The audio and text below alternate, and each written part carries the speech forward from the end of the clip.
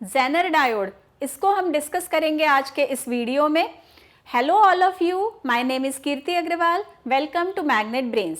जैसे कि मैंने अभी बताया जेनर डायोड, इसको हम इस वीडियो में डिटेल में डिस्कस करने जा रहे हैं। जेनर डायोड, ये जो नाम है वो साइंटिस्ट के नाम से ही है, सी जेनर। इन साइंटिस्ट ने बनाया था Zener diode. It is a special purpose diode. जैसे कि मैंने अपने इंट्रोडक्टरी वीडियो, यदि आपने पिछला वीडियो देखा होगा तो इंट्रोडक्शन में मैंने बताया था कि जेनर डायोड का जो स्पेशल पर्पस है, इट इज़ वोल्टेज रेगुलेशन। तो वोल्टेज को स्टेबलाइज करने के लिए या वोल्टेज को रेगुलर या रेगुलेशन करने के लिए ये डायोड यूज़ किया जाता है। जेनर डायोड का जो यूज़ है ये एज अ वोल्टेज रेगुलेटर, ये तो हम समझेंगे ही, लेकिन फर्स्ट ऑफ ऑल यहाँ पर हम समझते हैं कि जो जेनर डायोड है उसका जो स्पेशल पर्पस उसको जो बनाने का है, तो उसकी वर्किंग किस प्रकार से होती है। जेनर डायोड जो है, देखिए इस जेनर डायोड में जैसे कि मैंने बताया, इट इज़ फैब्रिकेटेड हैविली, इसमें हैविली डोपिंग की जाती है पी और एन साइड्स की। जैसे पीएन जंक्शन डायोड होता है, तो पीएन जंक्शन डायोड में क्या होता है, एक मॉडरेट डोपिंग होती है, लेकिन एक स्पेशल पीएन जंक्शन डायोड इस प्रकार से जेनर ने बनाया कि उसमें पी टाइप और एन टाइप दोनों ही को बहुत हैवीली उसमें डोपिंग की गई। यानी जो जनरल डायोड है, अपना जो जनरल जंक्शन डायोड है, उसकी तुलना में लगभग कह लीजिए 100 गुना ज़्यादा डोपिंग कर दी गई, 100 गुना 200 गुना लाइक इट। तो ये जो स्पेशली इतनी जो डोपिंग की गई, तो उससे हुआ क्या, देखिए यदि हम कंपेयर करें, यहाँ पर यदि हम कंपेयर करें, एक अपना ये ले लेते हैं जो पीएन जंक्शन डायोड है, ये सिंपल पीएन जंक्शन डायोड है। वेयर एज यदि हम यहाँ पर एक स्पेशली डोप्ड जंक्शन डायोड ले लेते हैं, तो ये हमारा मान लीजिए है कौन सा डायोड, जेनर डायोड। तो इसमें भी पी टाइप और एन टाइप सेमीकंडक्टर्स हैं, लेकिन वो क्या है, हैविली डोप्ड। उसका जो फैब्रिकेशन है वो डोपिंग पे डिपेंड करता है। तो इस तरह से अब ये वाला जो डायोड है, इसमें ऑलरेडी हमने डिस्कस भी किया था कि उसमें क्या बन जाती है, एक डिप्लीशन लेयर, और ये डब्ल्यू मान लीजिए इसकी है विड्थ। यहाँ पर स्पेशली डोपिंग करने के कारण ये जो डिप्लीशन लेयर होती है, ये बहुत ही थिन लेयर होती है। डिप्लीशन लेयर का दोनों में बहुत बड़ा डिफरेंस है। यहाँ पर जो डिप्लीशन लेयर है, देखिए इतनी बड़ी इसकी विड्थ दिखाई है, जबकि यहाँ पर जो डिप्लीशन लेयर है ये बहुत थिन होती है, बहुत उसकी चौड़ाई कम होती है, विड्थ उसकी कम होती है। डिप्लीशन लेयर कैसे फॉर्म होती है और क्यों फॉर्म होती है, ये सब हमने ऑलरेडी जब पीएन जंक्शन डायोड की वर्किंग समझी थी तो वहाँ पर समझी हुई है ऑलरेडी इस पूरी वर्किंग को।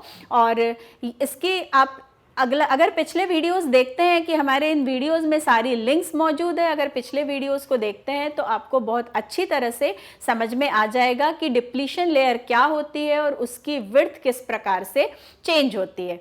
यहाँ पर हम एक कंपैरिजन कर रहे हैं, जो सिंपल हमारा डायोड है पीएन जंक्शन डायोड, उसकी तुलना में जेनर डायोड। तो देखिए जो सिंपल पीएन जंक्शन डायोड है, जैसे कि हमने बात की, उसमें बहुत हैवीली डोपिंग नहीं की गई है, तो वहाँ पर डिप्लीशन लेयर काफ़ी चौड़ी होती है।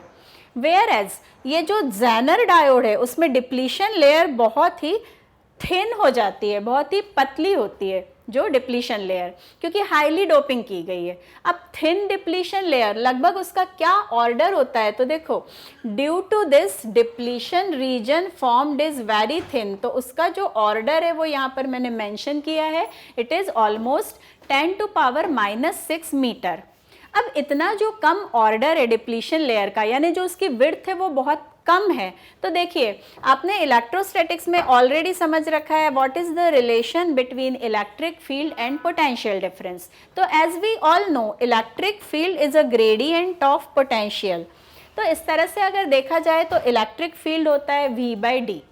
अब मान लीजिए कि बोथ ऑफ द डायोड, जैसे सेमीकंडक्टर डायोड जो सिंपल डायोड लिया था पीएन डायोड, वेयर एज यदि हम जेनर डायोड ले, एंड बोथ जो डायोड्स है उनकी बात की जाएगी ओनली फॉर रिवर्स बायसिंग, क्योंकि जो फॉरवर्ड बायसिंग होती है वो दोनों की सिमिलर होती है, लेकिन यहाँ बात आती है रिवर्स बायसिंग की, क्योंकि रिवर्स बायसिंग में ही तो डिप्लीशन लेयर की विड्थ बनती है। फॉरवर्ड बायसिंग में तो क्या होता है, डिप्लीशन लेयर डिक्रीज होती चलती है और डिक्रीज होके एक टाइम होता है कि वो डिप्लीशन लेयर वैनिश हो जाती है।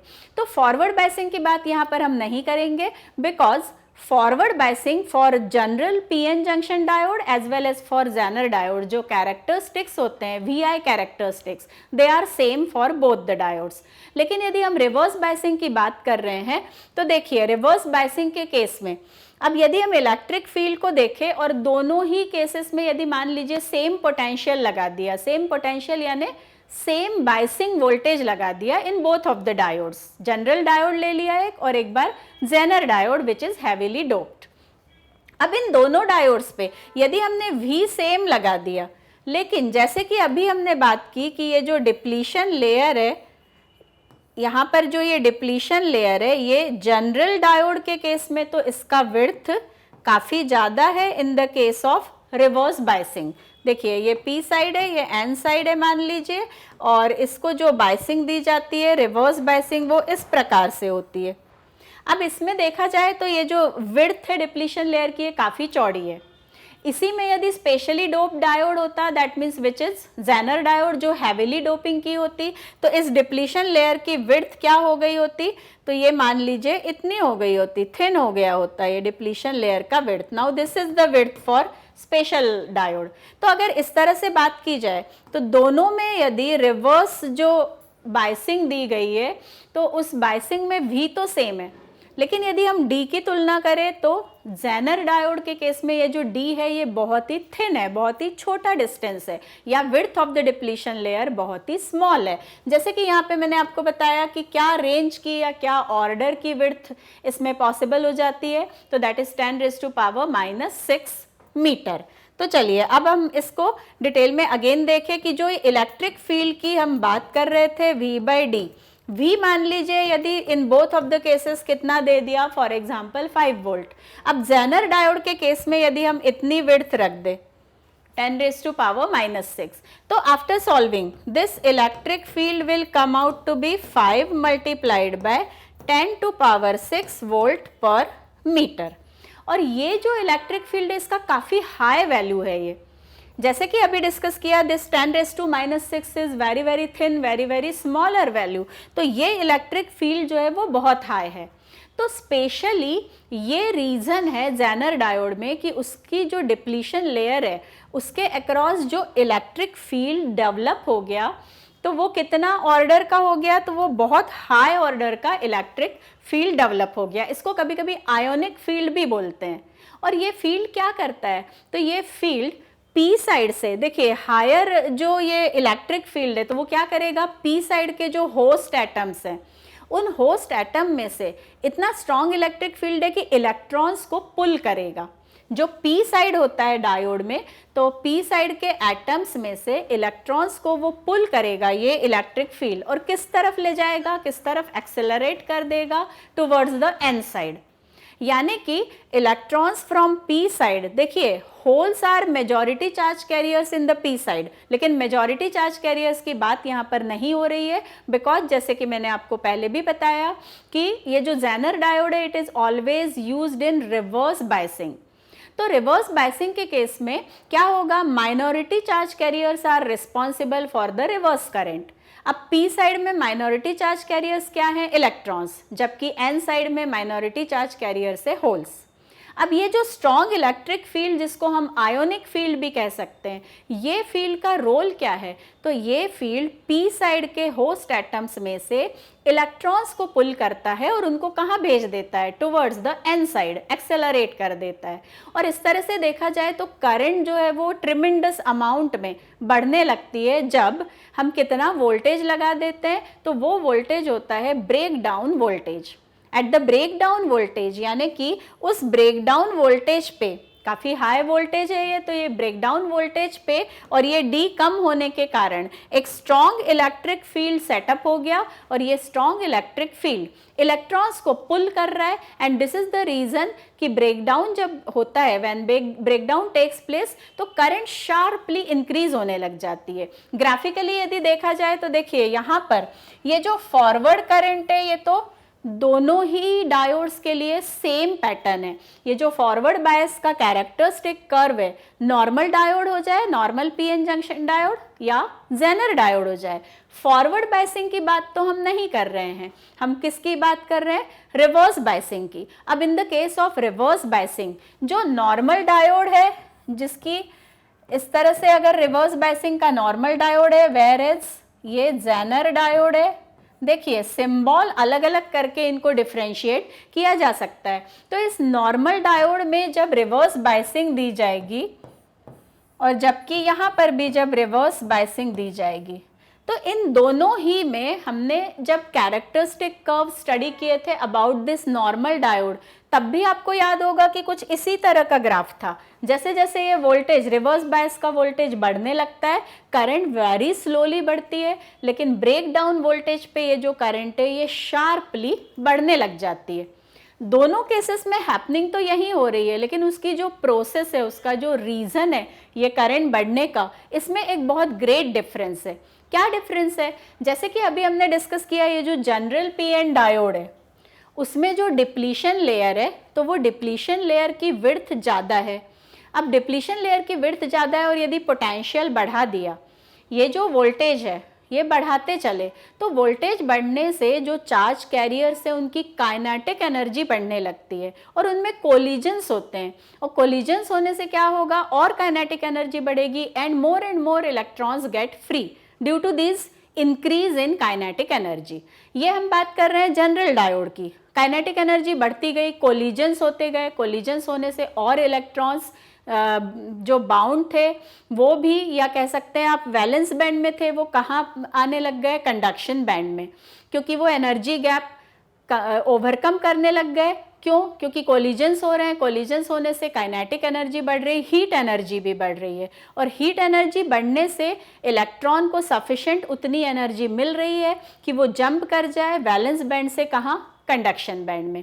तो इस तरह की प्रोसेस तो होती है इस जनरल डायोड के साथ, लेकिन डिफरेंस कहाँ आता है? जेनर डायोड में जब हाई वोल्टेज लगता है तो इलेक्ट्रिक फील्ड का वैल्यू बढ़ जाता है, और इलेक्ट्रिक फील्ड का वैल्यू बढ़ने से हीट नहीं बढ़ती। वो क्या करता है? इलेक्ट्रिक फील्ड इलेक्ट्रॉन्स को पुल करता है। तो चार्ज कैरियर कॉन्सेंट्रेशन तो दोनों केसेस में बढ़ रहा है, लेकिन इस केस में हीट बढ़ने के कारण बढ़ रहा है, जबकि इस केस में इलेक्ट्रिक फील्ड के बढ़ने के कारण, यानी इस केस में ई बढ़ रहा है। तो इस तरह से यदि कंपेयर करें तो ये जो जनरल डायोड है उसमें जब हीट बढ़ जाती है तो डायोड का डैमेज हो जाना ये हैपनिंग होगी, क्योंकि हीट जब बढ़ेगी और इतने ट्रिमेंडस अमाउंट में ये करंट फ्लो होगी तो डायोड गर्म हो जाएगा, और गर्म हो जाने से डायोड डैमेज हो जाता है। पर ठीक यही चीज़ जेनर डायोड में उल्टा है। क्या होता है? वहाँ पर हीट जनरेट नहीं होती और करंट तो बहुत ग्रेट अमाउंट में वहाँ पर भी फ्लो होता है। तो जेनर डायोड ने स्पेशल टाइप से डोपिंग करके, हैविली डोपिंग करके डिप्लीशन लेयर की विड्थ को कम कर दिया। डिप्लीशन लेयर की विड्थ कम हो जाने से इलेक्ट्रिक फील्ड बहुत ज़्यादा बढ़ गया। For the same biasing voltage, for the same reverse voltage in both of the cases if we compare, तो जेनर डायोड में जो इलेक्ट्रिक फील्ड बढ़ गया उसके कारण वो इंटरनल इमिशन ऑफ इलेक्ट्रॉन्स करने लग गया। और internal emission of electrons in the case of Zener diode is not due to the production of heat or not due to the collision of electrons. It is just due to the higher electric field. तो ये reason है कि यहाँ पर high amount में current बढ़ने के बावजूद भी ये डायोड डैमेज नहीं होता है। अब देखिए यहाँ पर इसका ये ब्रेकडाउन वोल्टेज दिखाया है, जिसके की बाद ये करंट क्या हो गई? शार्पली बढ़ने लग गई। तो जेनर डायोड का ये जो ब्रेकडाउन वोल्टेज है, जिसको हम जेनर वोल्टेज भी कहते हैं, और इसीलिए इसको VZ से भी शो किया जा सकता है। तो इस VZ को फिक्स कर सकते हैं हम using the proper fabrication, proper doping, जो हैविली डोपिंग की जा रही है उस हिसाब से ये VZ अलग अलग रेंज का बनाया जा सकता है। और ये जो ज़ेनर डायोड है ये लगभग इसकी पावर रेटिंग 5 मिलीवॉट से लेके 150 वॉट तक, इतनी पावर रेटिंग्स के ये ज़ेनर डायोड्स बनाए जा सकते हैं। एज वेल एज ये जो ज़ेनर वोल्टेज है ये लगभग 2 और 2.4 वोल्ट से लेकर 200 वोल्ट तक की रेंज के भी ये बनाए जा सकते हैं। तो इसीलिए ये जो इनकी रेंज है, ये ज़ेनर वोल्टेज जब ये फिक्स कर दिया जाएगा by the doping process, heavily doping process, तो फिर इन वोल्टेजेस के हिसाब से हमको जहाँ जैसी वोल्टेज रेगुलेट करने की ज़रूरत पड़ेगी उस तरह से हम उस ज़ेनर डायोड का यूज़ कर पाएंगे। तो this is about the Zener diode. Zener diode क्या होता है, उसके वोल्टेज और करंट के कैरेक्टरिस्टिक कर्व्स कैसे होते हैं। देखिए फॉरवर्ड बायस में तो कैरेक्टरिस्टिक सेम होती है, पर रिवर्स बायस में क्या होता है, जैसे जैसे रिवर्स बायस वोल्टेज बढ़ता है करंट बहुत स्लोली बढ़ती है, लेकिन जब ये वोल्टेज ब्रेकडाउन वोल्टेज के बराबर या ज़ेनर वोल्टेज के बराबर, जो कि रिवर्स बायस का वोल्टेज है, इस वोल्टेज के जब बराबर आ जाता है तो करंट इंक्रीजेस वेरी शार्पली। और इस शार्प इंक्रीज ऑफ करंट के कारण डायोड इसमें गर्म होकर डैमेज होने का खतरा नहीं होता।